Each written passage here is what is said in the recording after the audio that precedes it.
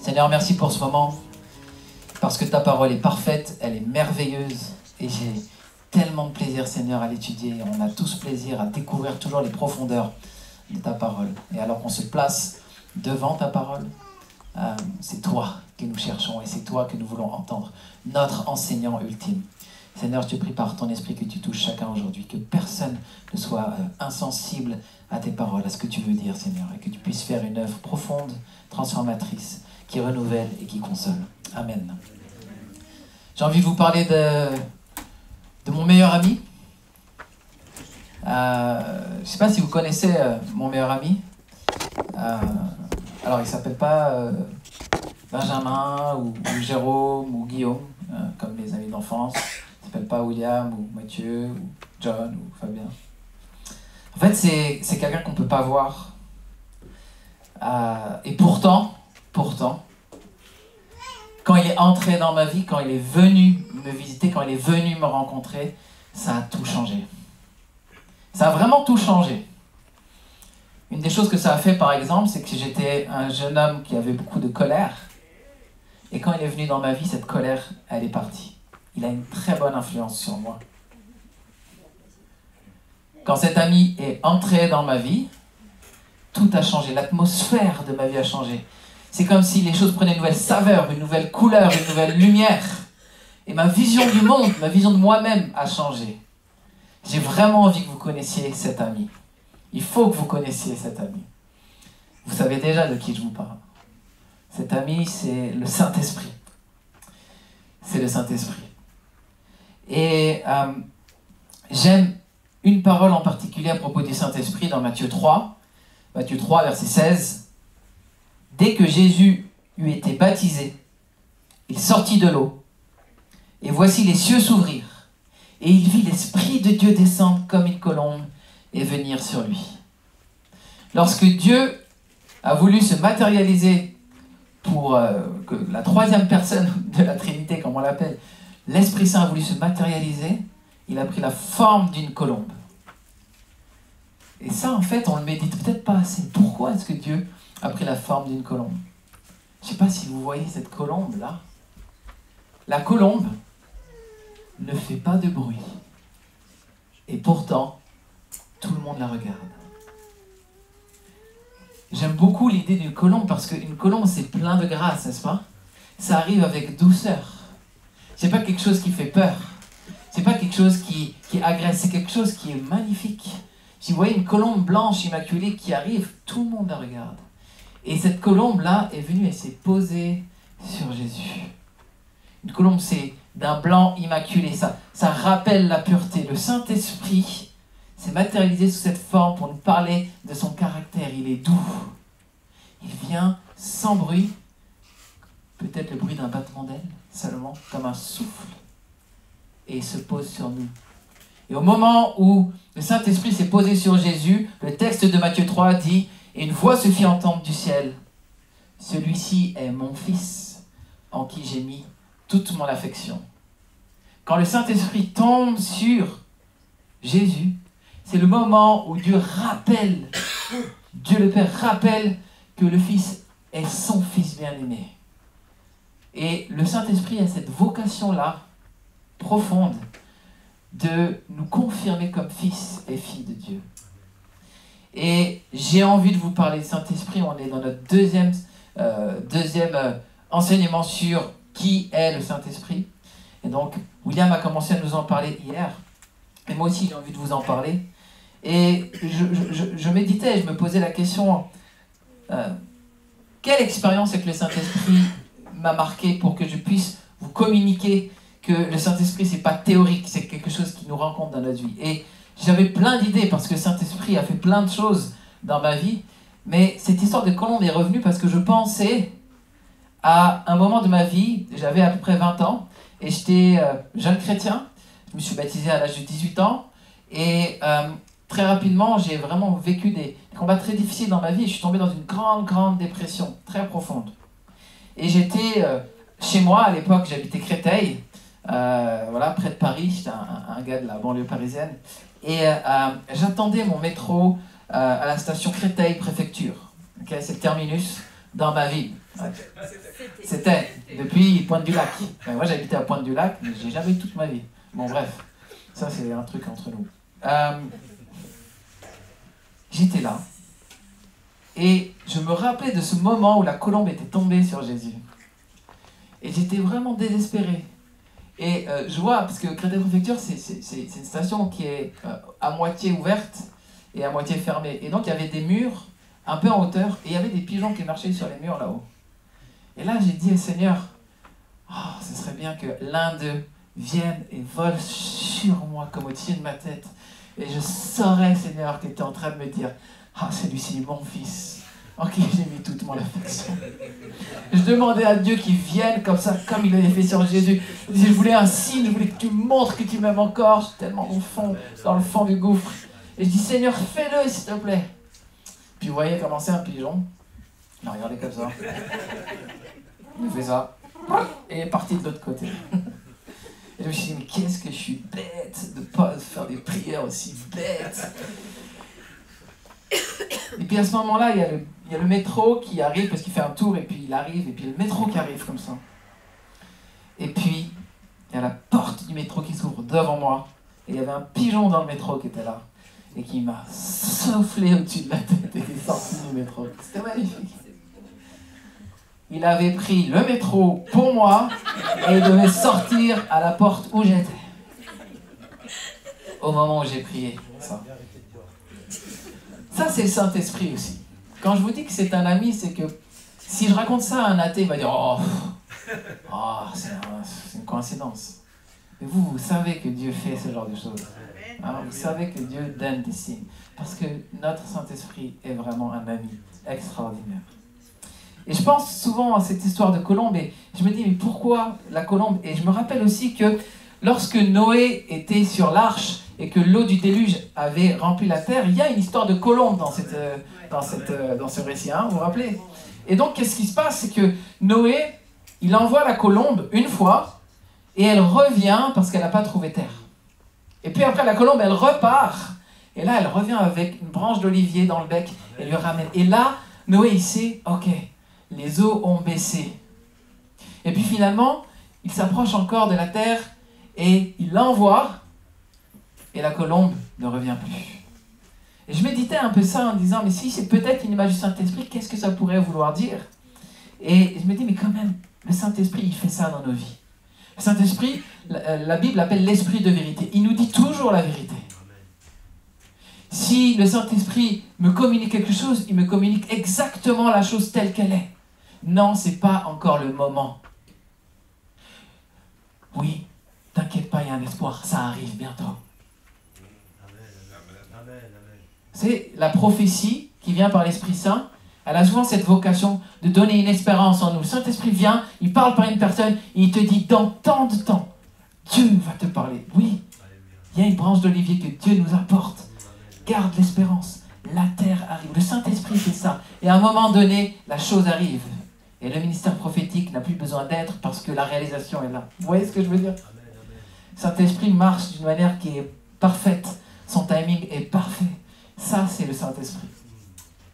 La semaine dernière, William a commencé à nous parler de Saint-Esprit et il a dit que contrairement à ce que professent les témoins de Jéhovah, le Saint-Esprit n'est pas seulement une puissance. Vous savez que dans Acte 1, au verset 8, Jésus dit, voilà, restez à Jérusalem et j'enverrai sur vous une puissance, ou plutôt, et vous recevrez une puissance. Le Saint-Esprit surviendra sur vous et vous serez mes témoins en Judée, en Samarie, à Jérusalem, en Judée, en Samarie et jusqu'aux extrémités de la terre. Donc oui, le Saint-Esprit communique et apporte une puissance, pas seulement pour qu'on vive un shoot spirituel, mais pour faire de nous des témoins de Jésus dans le monde entier. Et l'idée, c'est pas de dire qu'il n'y a pas de puissance Saint-Esprit, et je ne peux pas vous dire ça. Les premières fois où le Saint-Esprit est tombé dans ma vie, j'avais l'impression qu'un feu tombait sur moi, que de l'électricité parcourait tout mon corps. Il y a une puissance qui est attachée au Saint-Esprit, c'est vrai. Mais William a raison, il n'est pas qu'une puissance. Bien heureusement, il n'est pas qu'une puissance. Et il y a des preuves bibliques de ça, et j'ai envie de vous rappeler les preuves bibliques de ça. Tout d'abord, le Saint-Esprit n'est pas une puissance parce qu'une puissance n'enseigne pas alors que le Saint-Esprit enseigne. Il est écrit dans Jean, au chapitre 14, au verset 26, le défenseur, le Saint-Esprit, que le Père enverra en mon nom, vous enseignera toutes choses et vous rappellera tout ce que je vous ai dit. Le Saint-Esprit, il est envoyé du Père pour nous enseigner des choses que Christ nous a dit. Il est un enseignant. Il n'est pas juste une puissance. Il nous enseigne. Le Saint-Esprit, dans Jean 15, 26, témoigne. Quand le défenseur sera venu, celui que je vous enverrai d'auprès du Père, l'Esprit de vérité qui vient du Père, lui-même rendra témoignage de moi. Il témoigne. Le Saint-Esprit conduit, le Saint-Esprit parle, le Saint-Esprit annonce. On peut regarder ça encore dans Jean 16, versets 13 et 14. Quand l'Esprit de vérité sera venu, il vous conduira dans toute la vérité, car il ne parlera pas de lui-même, mais il dira tout ce qu'il aura entendu, et vous annoncera les choses à venir. Il manifestera ma gloire, car il puisera dans tout ce qui est à moi, et vous l'annoncera. Une puissance ne fait pas ces choses. Une personne fait ces choses.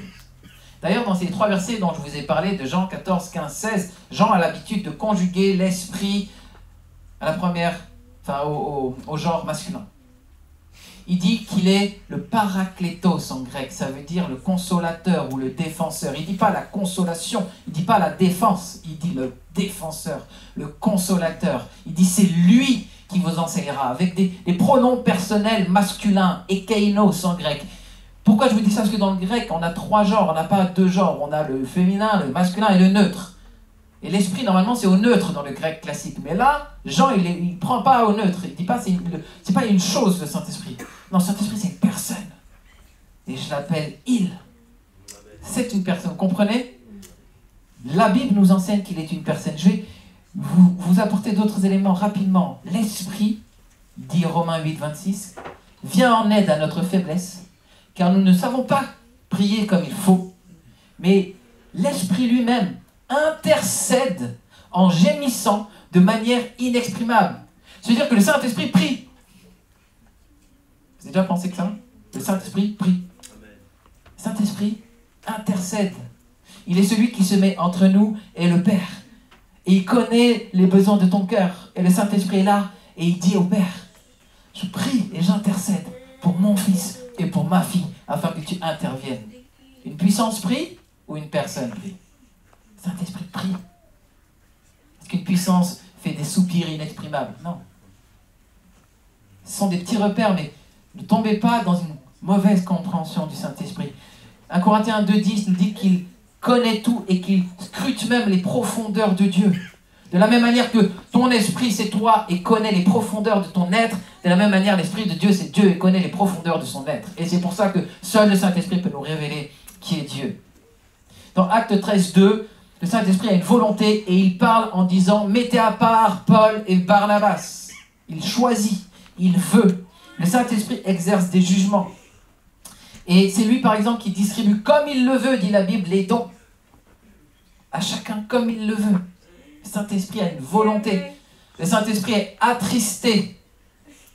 Selon l'épître aux Éphésiens 4:30. Le Saint-Esprit aussi, on peut lui mentir. Comme dans Acte 5, quand Ananias et Saphira ont menti, Pierre dit, comment se fait-il que tu as menti au Saint-Esprit? Une puissance ment? Une puissance prie? Une puissance intercède? Une puissance est attristée? Non. Les témoins de Jéhovah se trompent. Et en se trompant, ils se coupent de la chose la plus importante, une relation avec le Saint-Esprit. Si le Saint-Esprit est une personne, alors je peux avoir une relation avec lui. Si le Saint-Esprit est vraiment la personne qui fait tout ça, alors tu devrais avoir une relation avec lui. Le Saint-Esprit n'est pas une option pour certains chrétiens. Le Saint-Esprit, c'est pas un peu plus de puissance pour certains. Le Saint-Esprit, c'est pas un don en plus pour quelqu'un. Le Saint-Esprit, c'est Dieu qui veut une relation intime avec toi, qui veut habiter en toi et qui veut que tu lui fasses toute la place. Quelle est ta relation avec le Saint-Esprit? Quelle place tu donnes au Saint-Esprit dans ta vie? Est-ce que tu as compris qu'il est impossible d'être chrétien sans l'Esprit Saint? Parce que c'est lui qui te convainc que Jésus est le Seigneur. Le Saint-Esprit, c'est pas une option. Le Saint-Esprit, c'est pas un truc des églises charismatiques. Le Saint-Esprit, c'est la troisième personne de la Trinité qui était là dès le commencement et qui a tout créé. Comment ne pas vouloir rencontrer? Comment ne pas vouloir une relation avec le Saint-Esprit? Dans Romains 5, au verset 5, il est dit que l'Esprit de Dieu déverse en nous l'amour de Dieu. Ah, c'est le Saint-Esprit qui déverse en moi l'amour de Dieu, je veux ça. Dans Romains 8, il est dit que celui qui marche selon l'Esprit est enfant de Dieu. Le Saint-Esprit fait de moi un membre de la famille de Dieu. Je veux le Saint-Esprit. Vous comprenez? C'est pas optionnel, c'est pas un truc en plus. Toute la vie chrétienne est dans la marche avec l'Esprit Saint. Voilà qui est le Saint-Esprit. 1 Corinthiens 13,16 dit « Ne savez-vous pas que vous êtes le temple de Dieu et que l'Esprit de Dieu habite en vous ?» Vous êtes le temple de Dieu, l'Esprit de Dieu habite en vous. Ce verset est en train de nous dire que le Saint-Esprit, c'est Dieu. Vous êtes le temple de Dieu, son Esprit habite en vous. L'Esprit de Dieu, c'est Dieu. Vous êtes le temple de Dieu. Si l'Esprit de Dieu habite en vous, Dieu habite en vous. Vous avez compris? Je vois certains qui me regardent comme ça. Qu'est-ce qu'il raconte? Je sais qu'on vous a enseigné dans certaines églises que le don des langues, et d'ailleurs, je n'avais pas prévu d'apporter une langue aujourd'hui, le don des langues est le signe de la nouvelle naissance, de la régénération, du baptême du Saint-Esprit. Et si tu ne parles pas en langue, alors tu n'es pas encore baptisé du Saint-Esprit. Je ne suis absolument pas d'accord avec ça. Je pense que cet enseignement est faux doctrinalement et je pense qu'il a fait beaucoup de mal à beaucoup de gens. Qu'est-ce que nous dit la Bible sur le signe qui montre que nous sommes baptisés du Saint-Esprit? Bien sûr, dans le livre des Actes, on voit que plusieurs personnes reçoivent le Saint-Esprit, ils se mettent à parler en langue. C'est pas ça, je ne remets pas en question le fait que le Saint-Esprit est donné souvent au moment où les personnes reçoivent, le don des langues donné au moment où les personnes reçoivent. C'est vrai. Moi, j'ai reçu le don des langues pendant mon baptême d'eau. On m'a plongé, je ne parlais pas en langue, on m'a sorti, je parlais en langue. C'est comme ça que ça m'est arrivé. Okay? Mais si je suis allé jusqu'au baptême, c'est parce que j'avais foi qu'il est mon Seigneur. Si je suis allé jusqu'au baptême, c'est parce que j'étais certain qu'il avait donné sa vie pour moi. Si je suis allé jusqu'au baptême, c'est parce que j'avais déjà dit oui à Dieu. Or, la Bible explique. C'est pourquoi je vous le déclare, 1 Corinthiens 12, 3, que nul s'il ne parle par l'Esprit de Dieu ne dit Jésus est maudit. Et que nul ne peut dire Jésus est Seigneur si ce n'est par le Saint-Esprit. Je disais Jésus est Seigneur avant de recevoir ce don. Et la Bible continue. Elle nous apprend quelles sont les vraies raisons qui fait qu'on peut voir dans nos vies qu'on a été rempli et baptisé de Saint-Esprit. Romains chapitre 8 à partir du verset 14. Car tous ceux qui sont conduits par l'Esprit de Dieu sont fils de Dieu. Et vous n'avez point reçu un esprit de servitude pour être encore dans la crainte, mais vous avez reçu un esprit d'adoption par lequel nous crions « Abba, Père ». Comme a dit John, « Abba, Père ». Il a parlé de ça dans sa prière, « Abba, Père ». L'Esprit lui-même rend témoignage à notre esprit que nous sommes enfants de Dieu. Quels sont les véritables signes que nous sommes enfants de Dieu, baptisés, remplis, régénérés? C'est que nous crions « Abba, Père ». Si dans ton cœur tu dis papa à Dieu, ne t'inquiète pas, tu es né de nouveau. Tu as été baptisé du Saint-Esprit. Certains pensent que c'est deux choses différentes. Non. L'Esprit de Dieu a fait de toi son enfant, de telle sorte que tu peux crier papa, parce que son esprit, c'est un esprit d'adoption. Si tu dis Jésus est Seigneur de tout ton cœur, ce n'est pas possible sans l'Esprit, dit la Bible. Donc ne t'inquiète pas, l'Esprit est en toi. Maintenant, oui, il y a un chemin avec l'Esprit de plénitude. Dieu ne veut pas que tu restes comme tu as toujours été. Et il dit, aspire aux dons les meilleurs. Donc, aspire aux dons de guérison, aspire aux dons de prophétie, aspire aux dons des langues, aspire à tous les dons dans ta marche, dans ta croissance, dans ta plénitude. Mais il dit aussi qu'il distribue comme on l'a vu, comme il veut. Et il dit, tous partis en langue, 1 Corinthiens 12, 1 Corinthiens 14, tous partis en langue, tous prophétisent-ils? Tous ont-ils le don de guérison? Cette réponse s'appelle un non. Ok? Et il parle à des chrétiens de l'église de Corinthe, et il estime qu'il parle à des gens qui sont spirituels. Vous n'avez pas tous ces dons. Mais aspirez aux dons les meilleurs, en particulier celui de prophétie, dit-il. Ok? Donc on soit clair. Il n'y a pas deux castes de chrétiens. Si tu n'as pas reçu l'Esprit, tu n'es pas encore chrétien. Si tu dis Seigneur, si tu dis Papa à Dieu, tu as été rempli du Saint-Esprit. Maintenant, tu peux vivre des expériences de plénitude. Et il y a des églises dans lesquelles on fait peur aux gens, comme si c'était pas pour eux, comme si le Saint-Esprit était mauvais, comme s'ils disaient non, c'est une douce colombe qui se pose sur nous et il est bon pour nous, ok?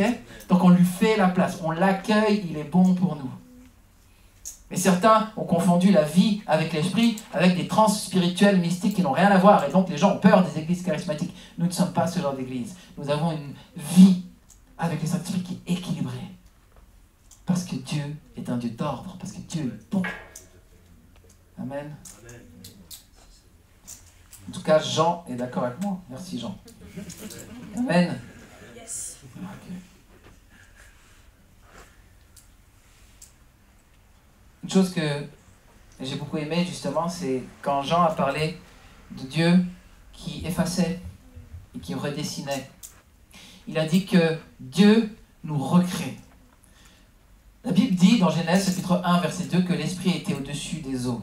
Okay? Au commencement, Dieu créa les cieux et la terre était informe et vide. Okay? Ça c'est Genèse 1, 1. Et puis ensuite, il y a l'esprit qui arrive dès le verset 2 et il se meut au-dessus des eaux. Et la Bible nous explique que l'esprit et le Fils, donc la parole et l'esprit, sont les moyens par lesquels Dieu a créé le monde. Dieu crée par sa parole et par son esprit toutes choses. Mais non seulement Dieu est le Dieu créateur et l'esprit est créateur, mais il est l'esprit recréateur. Exactement comme tu as dit, Jean. Dans Romains 8, verset 11, il est écrit « Si l'esprit de celui qui a ressuscité Jésus d'entre les morts habite en vous, celui qui a ressuscité Christ, Jésus d'entre les morts, rendra aussi la vie à vos corps mortels par son esprit qui habite en vous. » La Bible nous dit que Dieu a créé le monde, qu'il a créé l'homme, mais l'homme, par son péché, parce qu'il a désobéi à Dieu, est mort. Il a mangé le fruit qui avait été défendu. Et toute l'humanité est plongée dans le péché, sous l'autorité du diable et du mensonge. Et les hommes ont commencé à mourir, parce que le salaire du péché, c'est la mort. Mais Dieu a envoyé son Fils dans le monde, pour porter sur lui la peine que méritaient nos péchés. Il est mort à la croix pour toi, il est mort à la croix pour moi, gratuitement. Gratuitement. Il a pris ta place, la place du châtiment. Et grâce à ça, Jésus a amené nos péchés dans la tombe. Il a enterré pour une fois pour toutes notre péché. Il est ressuscité des morts. Et parce que nous croyons en lui, nous sommes greffés à lui par la foi. Et nous aussi, nous vivons en nouveauté de vie. Nous sommes ressuscités. Dieu crée et Dieu recrée. Il dit, vous êtes une nouvelle créature dans l'Épître aux Romains. Et l'espérance des chrétiens, c'est pas d'être un petit esprit dans les nuages pour l'éternité, mais c'est d'avoir un nouveau corps sur une nouvelle terre, de nouveaux cieux. Dieu recrée. S'il recrée Jésus, s'il ressuscite Jésus, alors il fait la même chose pour toi. Dieu est celui qui restaure et il veut te restaurer. C'est lui qui a relevé Jésus. C'est lui qui l'a remis sur pied. C'est lui qui veut te relever. C'est lui qui veut te remettre sur pied. C'est lui qui veut te guérir. C'est lui qui veut te restaurer. C'est lui qui veut te faire du bien. Le Saint-Esprit, c'est lui. Est-ce que tu veux de ça? Amen. Moi, je veux vivre toute ma vie avec ce Saint-Esprit qui restaure ma vie. Je vous ai parlé d'une époque où j'étais en dépression. Vous avez l'impression que je vais bien? Oui. Super bien. Gloire à Dieu. Turbo. Ouais. Attends, là, je suis qu'en seconde, tu vois.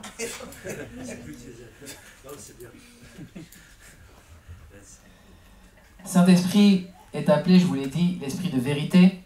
Dans Jean 16, 13, je relis, « Quand le Consolateur sera venu, l'Esprit de vérité, il vous conduira dans toute la vérité, car il ne parlera pas de lui-même, mais il dira tout ce qu'il aura entendu et il vous annoncera les choses à venir. » Il me semble extrêmement important de comprendre que nous sommes dans un monde où le diable règne. Et la Bible appelle le diable le père du mensonge. Tous les mensonges qui existent ont une source, c'est le diable. Ok? Alors déjà, le mensonge n'a pas source Dieu. C'est impossible parce que l'Esprit de Dieu est l'Esprit de vérité. Justement, la Bible dit que lorsque que le diable ment, il parle de son propre fond. C'est sa responsabilité, c'est lui qui en est le père. Il n'y a pas un père du mensonge autre que le diable. Dieu est le père du menteur, mais il n'est pas le père du mensonge. Vous voyez ce que je veux dire? Il est sa création. Mais c'est dans sa propre responsabilité, dans sa propre bizarrerie, que le diable a engendré le mensonge. Et il ment tous les jours dans nos vies. Et il te dit des choses fausses. Et tu as des combats dans tes pensées, obligatoirement, ça fait partie de la vie. Tu as des combats dans tes pensées et des mensonges dans tes pensées parce que le diable dit des mensonges. C'est fini pour toi. Tu ne t'en sortiras pas dans cette situation. Cette situation est bloquée. Dieu ne t'aime plus. Ce péché a fait que ta communion avec Dieu est finie. Tu as fait le péché impardonnable. Tu as péché contre l'esprit. Le diable te dit ces choses. tu luttes avec ces choses, mais parce qu'il manque l'action de l'esprit de vérité dans ta vie. L'esprit de vérité rappelle ce que Jésus dit. Et ce que Jésus dit a été consigné dans la Bible. Et tu as accès à la vérité au travers de la lecture de la Bible et au travers de l'illumination du Saint-Esprit.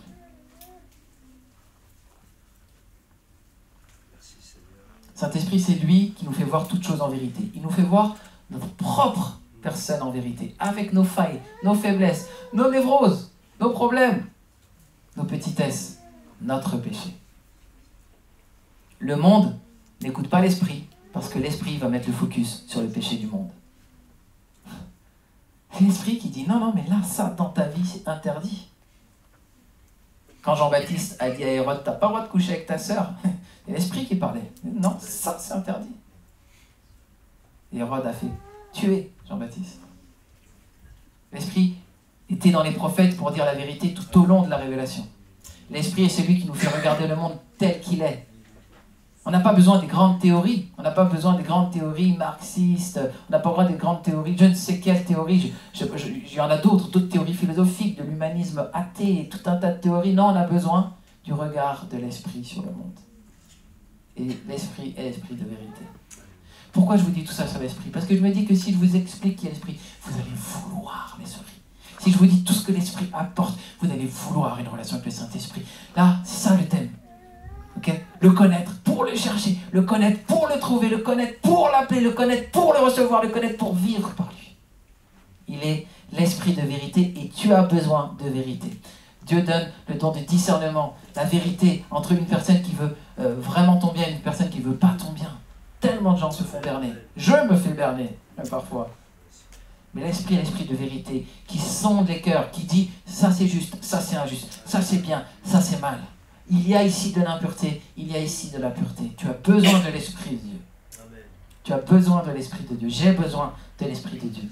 Dans Jean 14, 26, il est écrit, mais le consolateur, l'Esprit Saint que le Père enverra en mon nom, vous enseignera toutes choses et vous rappellera ce que je vous ai dit. Une chose que j'aime avec le Saint-Esprit, c'est que, comme l'a dit d'ailleurs William la semaine dernière, il n'est pas préoccupé par lui-même. Il vous rappellera ce que je vous ai dit. Le but du Saint-Esprit, la mission du Saint-Esprit, c'est Jésus. Amen. La mission du Saint-Esprit, c'est de nous rappeler ce que Jésus dit. Amen. La mission du Saint-Esprit, c'est de nous remplir du caractère de Jésus pour que nous ressemblions à Jésus. Le but du Saint-Esprit, c'est de mettre le spotlight sur le Fils. Il ne cherche pas sa gloire, il glorifie le Fils et le Père. C'est une des raisons pour lesquelles il y a très peu de prières adressées au Saint-Esprit dans le Nouveau Testament. Il n'y en a pas en fait. Il y en a peut-être une dans le livre d'Ézéchiel. Mais en fait, c'est parce que on peut parler au Saint-Esprit, c'est pas du tout un péché de parler au Saint-Esprit. Dieu, vous pouvez parler et chanter l'Esprit Saint. Mais la réalité, c'est que c'est plutôt l'Esprit Saint qui nous fait parler à notre Père. L'Esprit Saint nous donne l'esprit d'adoption qui nous fait dire « Papa ». Parce que le rôle du Saint-Esprit est toujours de nous donner une bonne relation avec Dieu. Donc le but du Saint-Esprit, c'est pas qu'on vive un super moment. Bien sûr, ça c'est vrai. Mais le but du Saint-Esprit, c'est Jésus.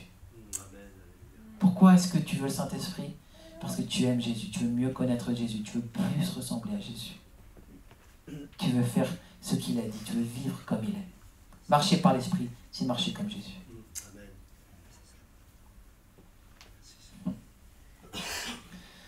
Non seulement Dieu veut nous donner l'Esprit, mais il veut nous remplir jusqu'à toute la plénitude de l'Esprit.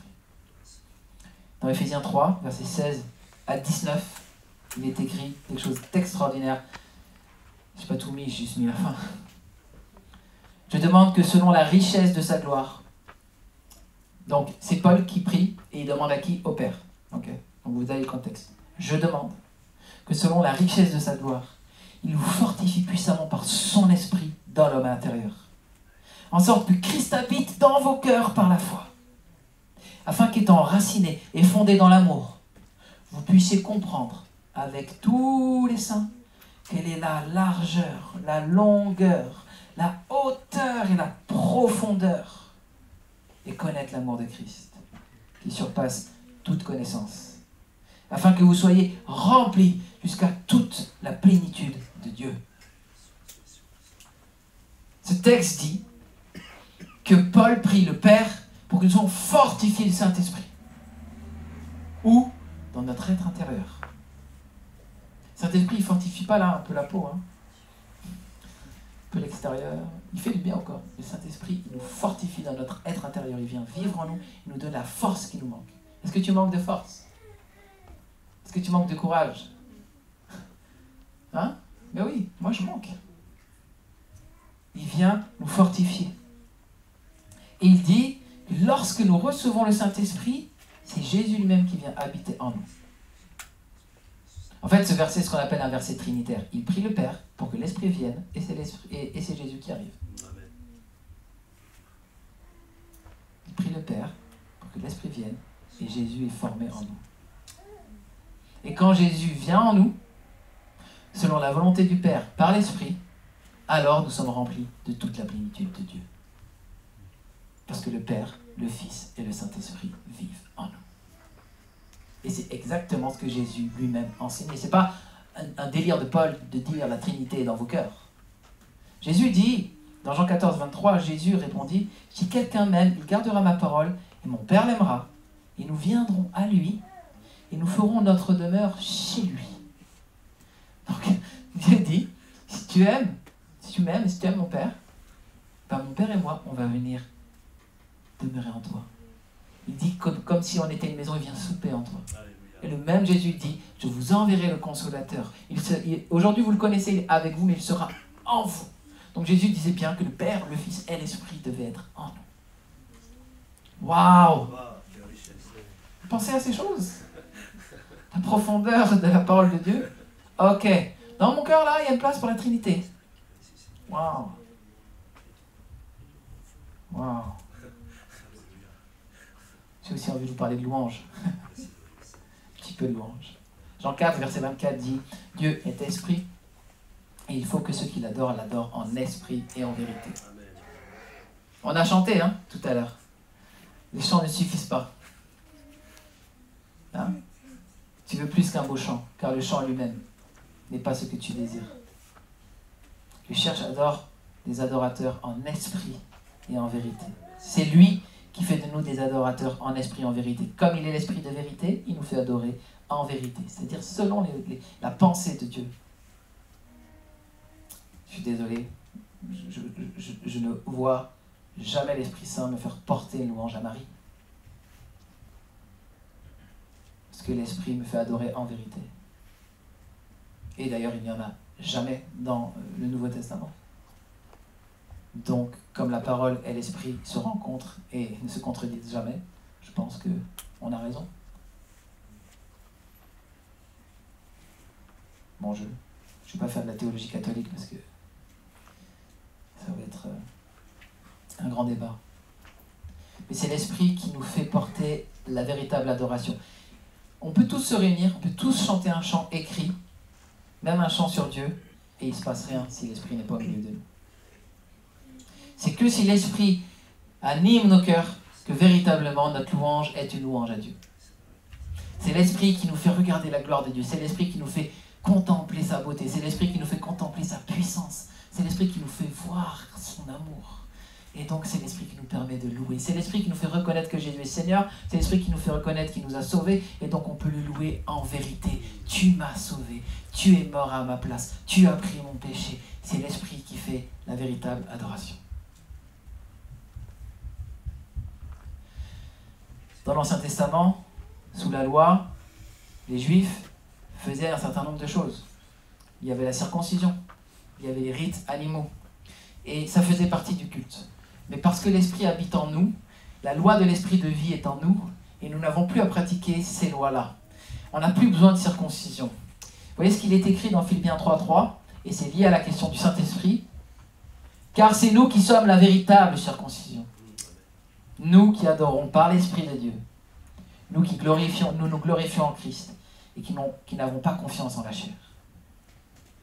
La circoncision, c'était un symbole qui était donné en disant on coupe ce bout-là de chair pour exprimer une sorte de séparation avec ce qui est charnel et une consécration à Dieu.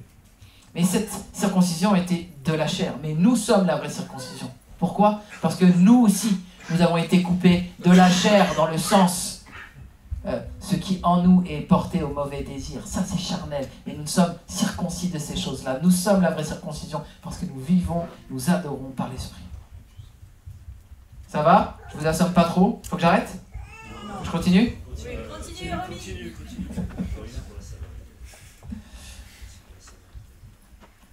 Dans Jean 16-14, non, je vais continuer, mais il faut quand même que je coupe. Juste parler quand même un peu de la gloire. Il y a un verset qui est juste incroyable dans 1 Pierre 14, non 1 Pierre 4, c'est pas 1 Pierre 14, 1 Pierre 4, 12 à 16, et je vous ai donné qu'un petit morceau. Écoutez ça, c'est puissant, c'est vraiment puissant. Bien-aimés, ne soyez pas surpris, comme d'une chose étrange qui vous arrive, de la fournaise qui est au milieu de vous pour vous éprouver. Donc il y a une fournaise qui est là. Ne soyez pas surpris, il y a une fournaise qui est là. Il y a une épreuve qui est là. Mais ne soyez pas surpris. Réjouissez-vous au contraire de la part que vous avez aux souffrances de Christ. Christ aussi a été dans la fournaise. Christ aussi a souffert. Christ aussi a été dans la persécution. On l'a frappé, on l'a flagellé, on lui a craché dessus. Il a connu la fournaise. Mais réjouissez-vous de la part que vous avez aux souffrances de Christ. Vous aussi, quand on vous persécute. J'explique en même temps. Ok? Afin que vous soyez aussi dans la joie et dans l'allégresse lorsque sa gloire apparaîtra.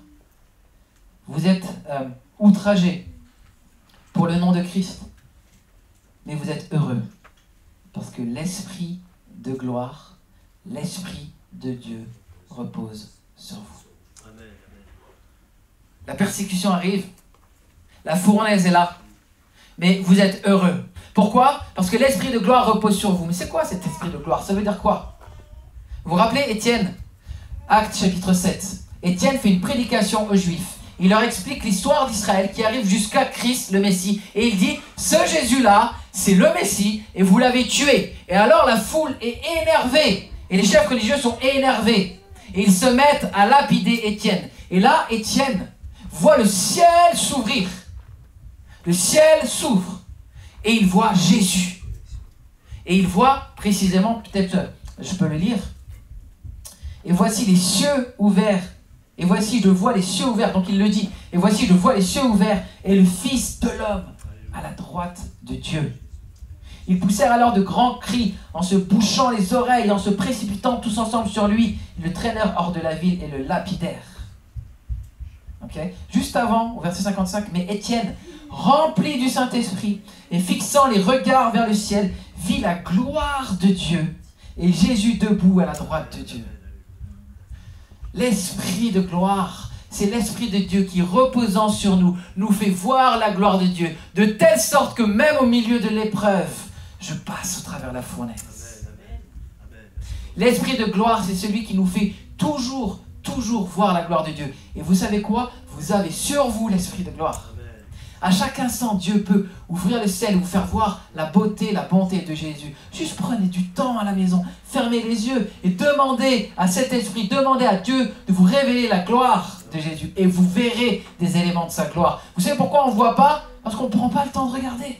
Vous savez pourquoi on n'entend pas? Parce qu'on ne prend pas le temps d'écouter. Mais l'esprit parle, il enseigne, il exhorte, il encourage. C'est écrit. Mais il nous fait aussi voir la gloire de Jésus. Et l'esprit de gloire repose sur nous. Et parce que l'Esprit de gloire repose sur nous, même au milieu de l'épreuve, nous persévérons. Et alors, Dieu lui-même est glorifié au travers de notre persévérance. Voilà l'Esprit de gloire. Vous avez l'Esprit de gloire. Il y a trop de choses à dire sur ce Saint-Esprit. Merci pour Daniel. Il est l'Esprit de sainteté. Il est écrit que dans Matthieu 3, 11, et c'est Jean-Baptiste qui annonce que Jésus, ouvrez les guillemets, vous baptisera du Saint-Esprit et de feu. Quand le Saint-Esprit a commencé son ministère à la Pentecôte, il est tombé sur les gens comme des langues de feu. Et dans toute la Bible, le feu est un élément qui soulève plusieurs choses, mais qui souligne la passion, le feu qui brûle dans mon cœur, mais aussi la purification. Le feu purifie toutes choses. Vous avez déjà vu le 5e élément? Vous avez déjà vu ce film? Il y a un moment dans le 5e élément que j'aime bien. Ils vont prendre la navette pour aller sur la planète Fluston Paradise, où il y a là, le film va se passer là en fait. Hein, ça va être, il a gagné le grand concours de Jiminy Crockett, et puis il part à Fluston Paradise. Et il doit prendre un avion. Et dans cet avion, il y a des petits parasites qui sont calés dans les cales, des sortes de petits parasites extraterrestres comme ça qui bougent. Ils sont là-dedans, etc. Et à un moment donné, il y a deux mecs qui mettent des casques, ils prennent leur lance-flamme comme ça. Et tous les parasites, ils tombent, et l'avion est purifié des parasites, et puis ils peuvent décoller. Ouais, le Saint-Esprit, il fait ça. Le Saint-Esprit, il enlève tout ce qui est en nous, ces petits parasites gluants-là, et après, du coup, notre vie, elle décolle. Voilà ce qu'il fait, le Saint-Esprit. Il nous purifie, vraiment. Parce qu'il est l'esprit de sainteté, parce qu'il est l'esprit de pureté. Vous avez été régénérés par le baptême. Vous avez été purifiés par le baptême de la régénération, dit la Bible. Et donc, si tu manques de pureté, ta solution, c'est le Saint-Esprit. Tu manques de pureté, ta solution, c'est le Saint-Esprit. Parce qu'il est l'esprit de sainteté. Je finis simplement avec le fruit, rapidos, et je vais passer à autre chose. J'ai tellement écrit trop de choses. L'esprit vous illumine. L'esprit enlève votre culpabilité. L'esprit enlève la honte. Et il y a plein de versets là-dessus. Ok. L'esprit vous illumine, donc vous savez que Dieu est un Dieu trinitaire. L'esprit vous illumine, donc vous savez que le Fils est votre sauveur.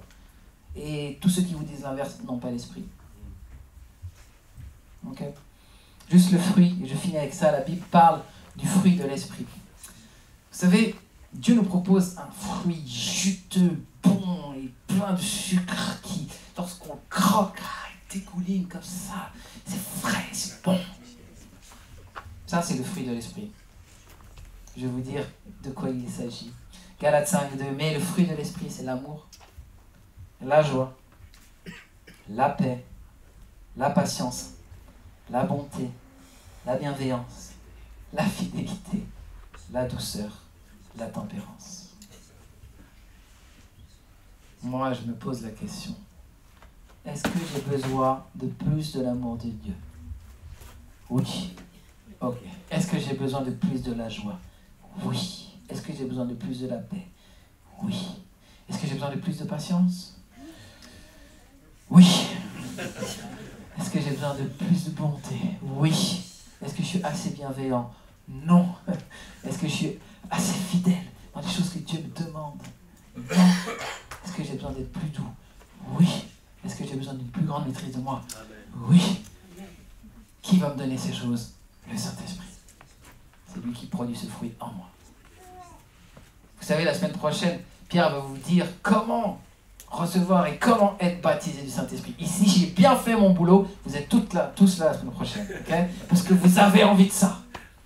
J'ai envie de vous dire qu'on ne va pas attendre la semaine prochaine. Hein? Saint-Esprit est disponible. Il veut nous toucher. Donc, je vais juste conduire un temps de prière. Parce que moi, je veux ce fruit dans ma vie. Okay? Et on va se mettre en prière. Et en fait, c'est simple. Le Saint-Esprit, il est comme une colombe. Même si on ne l'entend pas, il est là. Il fait déjà une œuvre en nous.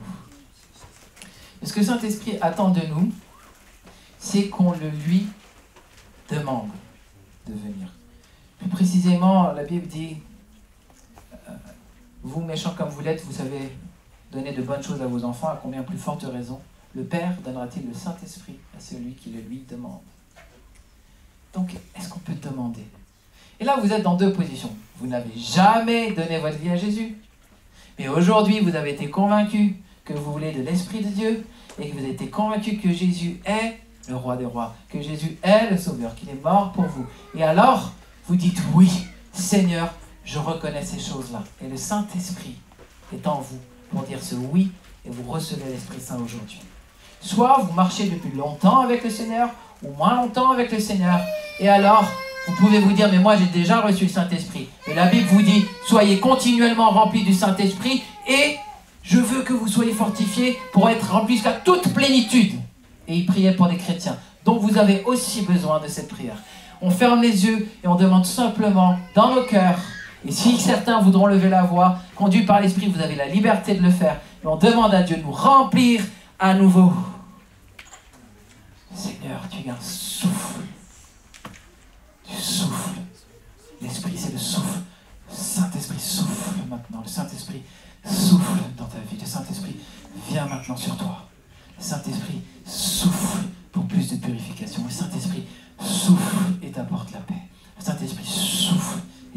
la joie.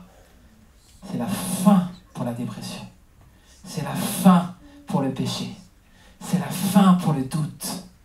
C'est la fin pour un esprit de rejet qui est sur quelqu'un.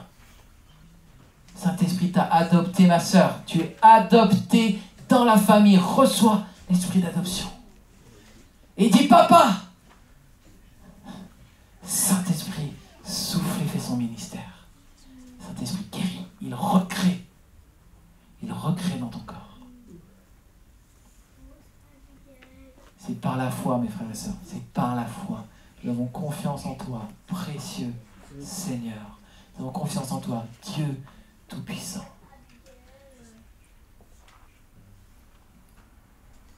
Nous avons soif de toi. Jésus dit, si quelqu'un a soif, à moi, qu'il vienne, à moi et qu'il boive. Celui qui croit en moi, des fleuves d'eau vive couleront de son sein, comme dit l'Écriture. Et ensuite, il est écrit, il dit cela de l'Esprit que devaient recevoir ceux qui croiraient en lui. Ceux qui croient en lui reçoivent l'Esprit. Croyez-vous en Jésus? Ça se passe entre toi et Jésus maintenant. Ouais, je crois en toi, Seigneur. Ouais, je crois que tu veux me remplir à nouveau. Ouais, je crois que tu veux me remplir maintenant. Ouais, je crois que tu veux me faire du bien. Ouais, je crois que tu veux me délivrer. Ouais, je crois que tu veux faire de moi un homme plus saint, une femme plus sainte. Ouais, je crois, Seigneur, que tu veux me transformer, Seigneur, à la ressemblance du Fils. Je crois, Seigneur.